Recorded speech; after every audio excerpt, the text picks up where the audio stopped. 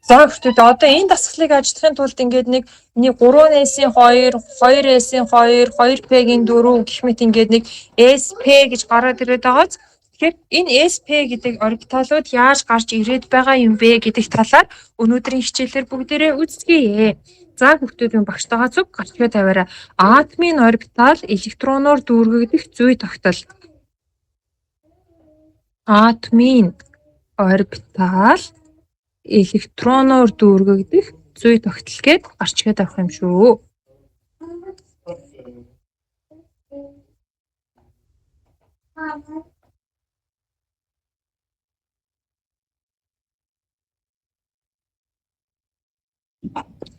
За ингээд гарчгаа тавьчихъя.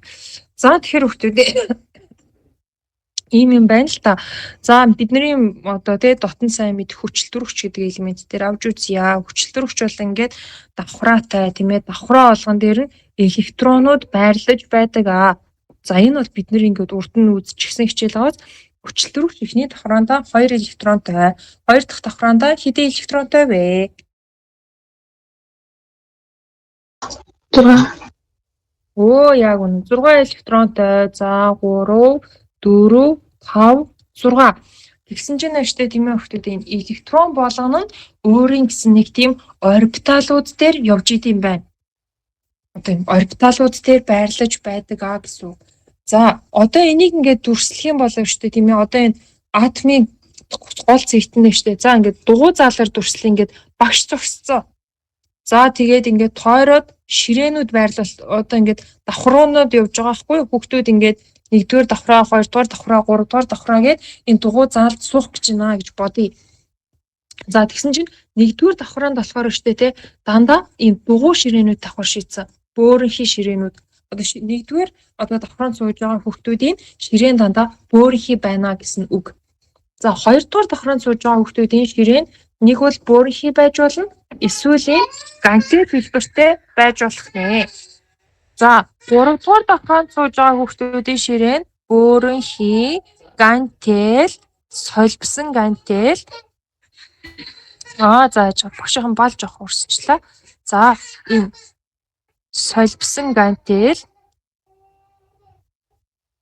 За тэгээд дэлбээ хэлбэртэй байж болдог байна. За энэ нь болохоор ингээд дэлбээ хэлбэр.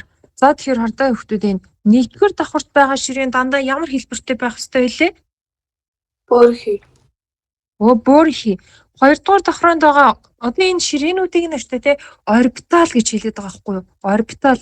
Одоо ингээ атом дээр бол ширээ гэж ярьдаг юм ба шүү дээ. Орбитал гэж ярина. Одоо энэ орбитал дээр электронууд суудаа гэсэн. Электроныг хүүхдгээр ботох юм бол яах юм?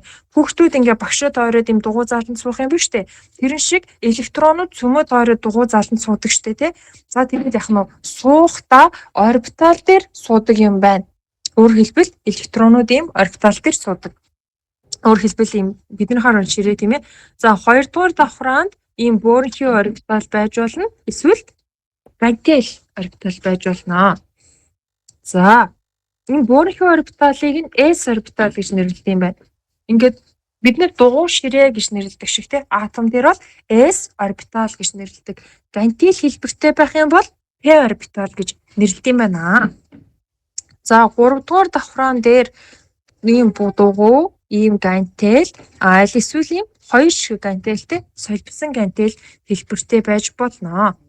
Одоо нөгөө орбиталууд маань бөөрийнхий, гантел, солбсон гантел хэлбэртэй байж болно. Бөөрийнхий байх юм бол S орбитал, гантел байх юм бол P орбитал, солбсон гантел байх юм бол D орбитал гэж нэрлэж байгаа. За тэгээд ер нь бол ингээд 4 давхраа 4-р давхраанаас эхлээд өвчтэй те 5 6 7-р давхраан дээр яадаг вэ гэхээр бөөрийнхий, гантел, солбсон гантел. За тэгээд дэлбээ гарч ирдэг. 3-р давхраан дээр хүүхдүүдээ бөөрийнхий, гантел, солбсон гантел. 4-р давхраан дээр бөөрийнхий, гантел, солбсон гантел. За тэгээд дэлбээ хэлбэр гарч ирдэг шүү. Өөрөөр хэлбэл эхний давхраан дээр нэг л орбитал, хоёр дахь давхраан дээр хэдэн төрлийн орбитал гарч ирж байна? 2. 2.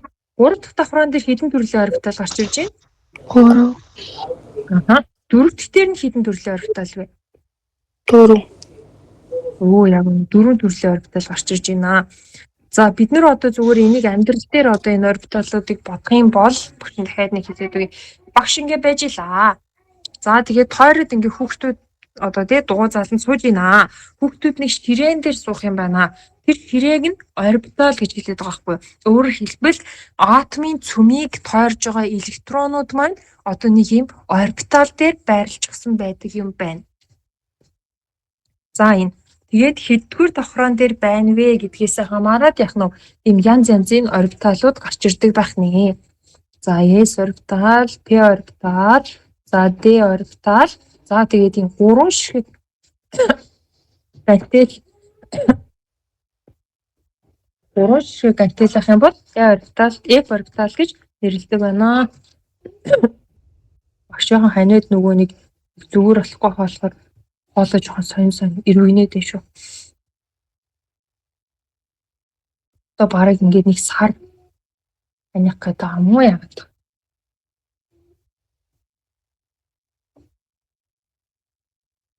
Та нар мэл сайхан дулаахан уцлаад ханиад өгөхгүй байхыг хичээгээрэй.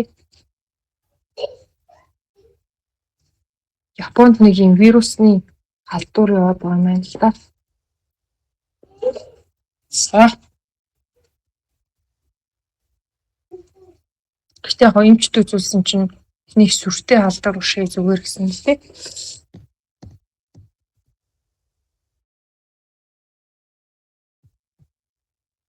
За, энэ болгоныгоо ингээ сайхан зураад авчих хүүхдүүд минь.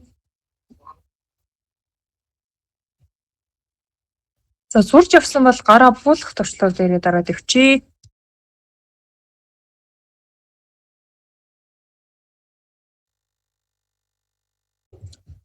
За багшны артлан сайхан ингээд урталтан сайхан хэлбэрүүдийг ингээд бичиж. За энэ S орбитал гэдэг тийм ээ. S орбиталыг бөөрийнхий хэлбэртэй гэж байгаа юм. Бөөрийнхий хэлбэртэй. За дараагийнх нь энэ гантел хэлбэртэй тийм. P орбитал гантел хэлбэртэй. P гэдгийг хинт P гэж хэлээд байгаа байхгүй юу? Латин дуудлагаар. За тэгээд D гэдгийг болохоор D гэж хэлээд байгаа. Бас латин дуудлагаар нь солбисон гантел.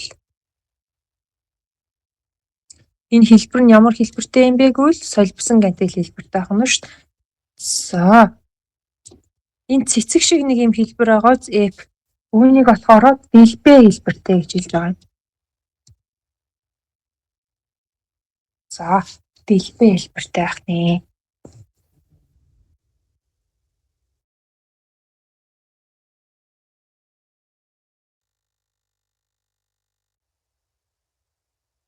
Бөөрийнхий гантел, солбисон гантел, дэлбэ хэлбэртэй.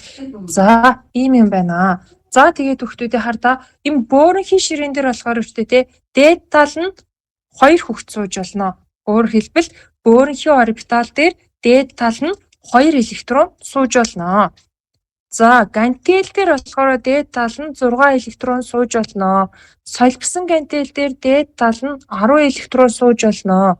За, дэлбэ дээр дээд тал нь 14 электрон сууж болдог байх нэ. Өөрөөр хэлбэл S орбитал дээр дээд тал нь 2 электрон, P дээр дээд тал нь 6 электрон, D дээр дээд тал нь 10 электрон суудаг бол F дээр хамгийн ихтэй 14 электрон сууж болдог юм байна.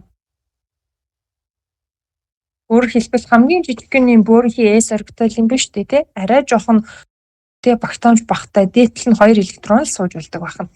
Хамгийн их нь болохоор дэлбэ хэлбэр. Дээд талдаа тий 14 электрон сууж болно. За тэгэд яг нь 14-өөс 1 электрон байсан ч заримдаа сууж болно. За одоо энийг яаж хийдэг вэ? Яаж тий хэдэн электрон байна вэ гэдгийг мэддэг вэ гэхээрээ. За натрий гэдэг элементийг авч үзье. За натрий дис дугаар 11. За одоо энэ маань ингээд яах нь 1 S-ийн 2, 2 S-ийн 2, 2 P-ийн 6, 3 S-ийн 1 гэд явдаг байх нэ. Тэр яаж энийг бичээд байгаа юм бэ гэдэг асуудал гарч ирж байгаа үстэй тийм ээ. За. Яаж ингэж дүүрэх бичих вэ гэдгийг нь болохоор Aufbauгийн зарчим гэдгийг зарчмаар гаргаж ирдэг. Aufbau гэдэг нь болохоор хүний нэр ахна шүү дээ. Тэгээд Aufbauгийн зарчим гэж байна.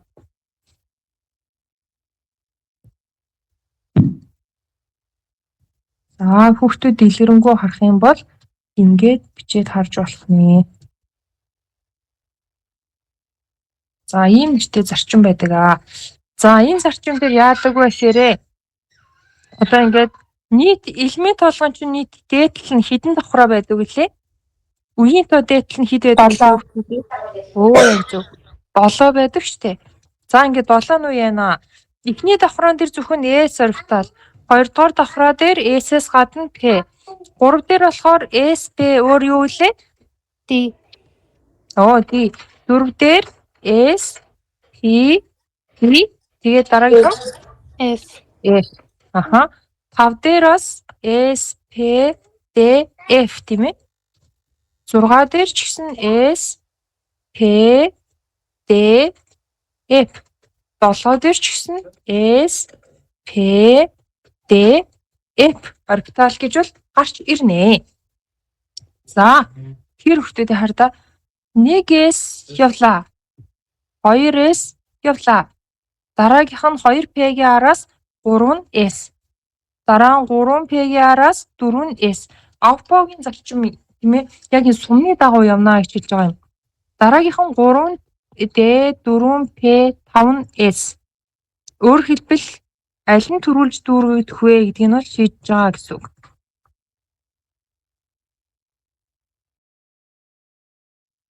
За, энэ дарааллаар дүүргэгддэг байх нэ. Өөрөөр хэлбэл хамгийн түрүүнд 1S орбитал дүүргэгддэг юм байна. За, дараа нь ямар орбитал дүүргэгдэж байна? 2S. 2S. 2S-ийн дараа 2P. 2P. 2P-гийн дараа 3S. 3S. За, 3S-ийн дараа 3P. 3P. За, одоо эндээс жинхэнэ. За, 3P-гийн дараа аль вэ? 4S. Оо, яг зөв 4S те. Одоо энэ сумны дагуу л явна шүү дээ. За, 3P-гийн дараа 4S. 4S-ийн дараа 3D. 3D. За, дараа 4P. 4P. За, 4P-гийн дараа 5S. 5S-ийн дараа 4D. дараа 5P. дараа 6S. дараа 4F. 5D. 6P. 7S. сайн байна. 5F. Зүг байна. 6D. Зүг байна. 7P. 6F. Зүг байна. 7D. 7F. За, нэг иймэрхүү дарааллаар болоо шүү дээ тийм ээ дүүргэгддэг юм байна. Энэ нь яг ямар утгатай юм бэ гэхээр шүү дээ заримдаа хүүхдүүдээ ингэдэг байхгүй юу? Энэ дээр шүү дээ тийм ээ яг дарааллын дагуу дүүргэхдэггүй. Одоо ингээ гаднаас орж ирж байгаа хүүхд болгоно. Одоо ингээ танай ингээ гаднаас хүүхдүүд орж ирж шүү дээ тэр хүүхдүүд заавал ингээл очиод тийм ээ бүгд одоо нэгдүгээр ширээнд эхний давхраг дүүргчээ нэгдүгээр салаанд суучвал дараагийнхан хүүхдүүд хоёрдугаар салааг дүүргээл ийм дарааллаар өглөө ирээд хүүхдүүд ангийг дүүргдэг үү? Эхлээд ирсэн хүүхд заавал нэгдүгээр салаад суух ёстой юу? Үгүй өөр ингэсэн байртай. Тийм ингээ өөр ингэсэн байртай тий электронууд ч гэсэн тийм байдаг юм байна. Өөрөөр хэлбэл яг нь электрон бас өөр ингэсэн байртай. Тэр байрыг нь болохоор энэ Aufbauгийн зарчим болохоор тайлбарлаж өгдөг. Өөрөөр хэлбэл энэ орбиталуудын хинэн төрүүлж дүүргэгдэх юм бэ гэдгийг нь бол Aufbauгийн зарчим гэд шийдэж өгч байна. Өөрөөр хэлбэл хардаа энэ дээр 4-ийн дээр орбитал дүүргдэг байх 5S орбитал ороод ирж байгааз. За энэ дээр тийм ээ 3-р орбитал дүүргдэг байхад төрүүлээд 4-р орбитал дүүргэж байгаа байхгүй юу? Өөрөөр хэлбэл яг нь одоо ингээ хүүхд толгойн ингээ яг дарааллаар те дүүргээ суудаггүй шүү дээ те тал төчөө суудаг шиг электронууд бас ингээд заавал 3 дугаар орбиталыг дүүрэхгүйгээр юу гэх юм 3 дугаар давхрааг дүүрэхгүйгээр 4 дугаар давхраа руу орч болд юм байна. За одоо жишээ нь бүгдээрээ натрий 11 дээр авч үзье. Хамгийн ихэнд 1S орж ирж штэ тийм ээ. S дээр D Эхний давхрааг нь дүүрэхгүйгээр дараагийнхын давхрааг дүүргэх болд юм болов. Тэр нь яг энэ дарааллаар л дүүрэх ёстой. Тэр нь бол гэхдээ 1S-ийг дүүрэхгүй байж бол хизээж болохгүй. 2S-ийг дүүрэхгүй байж бас хизээж болохгүй. 2P ч гэсэн яг 2S-ийн дараа заавал дүүргэнэ. 2P дүүрсний дараа заавал 3S дүүрнэ гэд. Өөрөөр хэлбэл аль давхрааны аль орбитал дүүрсний дараа ямар орбитал дүүрэх вэ те дарааллыг нь гаргаж ирж өгдөг гэсэн үг. Энэ Aufbau-гийн зарчим. Бүр огт 1-р давхраан дээр огт электрон суухгүйгээр 2-р давхраа 3-р давхраа сууна гэж тийм юм бол байхгүй. Яг энэ дарааллаар л яг нь дүүрэх ёстой байх нэ. За нэгийн S дээр дээдлэн хэдэн электрон сууж болох вэ? Ер нь S дээр дээдлэн хэдэн электрон суух вэ? 2. Яг үнэ 2 электрон. За 2-ын S дээр бас 2 штэ тийм ээ. Яг тэгвэл S дээр дээдлэн 2 сууж болно. P дээр дээдлэн хэдэн электрон суух вэ? 6. 6. За сайн байна. За 6 электрон. За хүүхдүүд одоо ингээ электроноо тоолж үзье. Ингээд 2 электрон багш шараар тодруулаа явж шүү. Дараа нь ингээд нийлээд хэдэн электрон болов? Нийлээд 4. Ингээ 2 4 10 болчлоо. За хамгийн гадна талын давхраанд одоо хэдэн электрон байх нь вэ? 11-ээс 10 бичиж байна. 3S-ийн 1. За ингэж биччихнэ. За ингээд 1S-ийн 2, 2S-ийн 2, 2P-ийн 6, 3S-ийн 1 гэж бичигдсэн юм байна. За тэгээд энэ дээр байгаа энэ 1S-ийн 2, 2S-ийн 2 гэдэг чинь яг ямар утгатай юм бэ гэхээр энэ 1S-ийн 2 гэдэг нь 1-р давхраан дээр байгаа электроны тоог илэрхийлж байгаа. Энэ 2 гэдэг тооны ард байгаа электронууд 2-р давхраан дээр байгаа электроныг илэрхийлж байгаа бол 3 гэдэг нь болохоор 3-р давхраа. За тэгэхээр натригийн 1-р давхраанд нь хэдэн электрон байна вэ? 1S-ийн 2 гэхээр 2.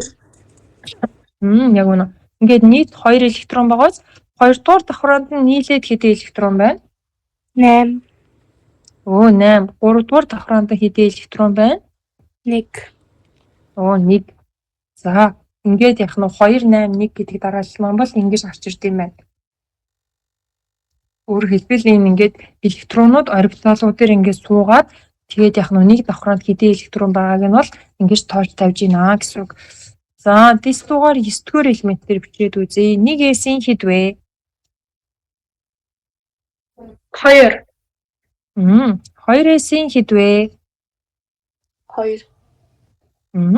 2P-ийн хэд вэ? 6. 6 гэдэгтэй. Гэтэ өгчдөө бид нар ингэх ёстой шүү. Энэ уртлынхаа электронуудыг тоолоод явах ёстой. 2 ингээд нийлээд 4 болчлоо. 9-с 4 бичигдсэн байна шүү дээ. 5. Яг үнэ 2P-ийн 5 гэсэн үг тийм ээ. 2P-ийн 5. За ингээд 9 электрон маань бичигдчихлээ. За ботуурчин дэс дугаар 9 шүү дээ. Эхний давхраанд хэдэн электрон байна? 2. 2 дахь давхраанд нь хэдэн электрон байна? 2. Нийлэн шүү дээ. Аль аль нь 2 байгаа үстэй тий? 7. Яг үнэ 7. За ингээд явж гинэ. За нэмэхгүй давхраанд заавал 8 байдгүй л үү? Дээд тал 8 байдаг ч үү тий? Заавал 8 хүрэхгүй байсан ч болно. Хамгийн ихтэй л 8 байна гэсэн үг. Одоо чинь лити гэдэг элемент дээр 8 дүүрдгүү шүү дээ тийм ээ. За лити дэс дугаар 3. Эхний давхраан дээр хэдэн электрон байдаг вэ? 2 давхраан дээр 1. 8 хүрэхгүйгээр ингээд дүүрч болж штэ тийм ээ. Өөрөөр хэлбэл 1S-ийн 2 дараа нь 2S гарч ирэх ёстой ч 2S-ийн хэд вэ? 1. 1. Нэг. Ингээд нийлээд эн чинь 3 электрон байх хэрэгтэй шүү дээ. Эн чинь нийлээд 3 байх хэрэгтэй. 1s дээр нь 2, 2s дээр нь 1. Тэгээд эхний давхраан дээр 2 электрон байна. 2 дахь давхраан дээр 1 электрон байна гэсэн үг. За ингээд явдаг юм байна. За хүртэл миний энэ хэсгээ сайхан бичиж тэмдэглээд аваарай. За тэгээ гэрийн даалгаварт болохоро энэ дасгалыг ажиллаарай. За одоо ингэ төгсгөлд нь те нүүрс төрөгч тест дугаар 6, 1-ийн 2, 2-ийн 2, 2-ийн 6 гэж явна шүү дээ. Тэгээ ингэ бүгднгийн сайхан 1-ийн 2, 2-ийн 2 гэж бүгдийг бичиж жагаад төгсгөлийнх нь энэ хэсгүүдийг харж агаад хооронд нь холбох нь шүү.